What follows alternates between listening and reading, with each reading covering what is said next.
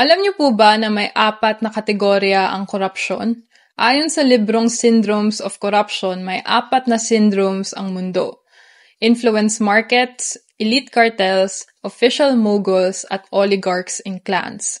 Ang Pilipinas ay nasa oligarchs and clans.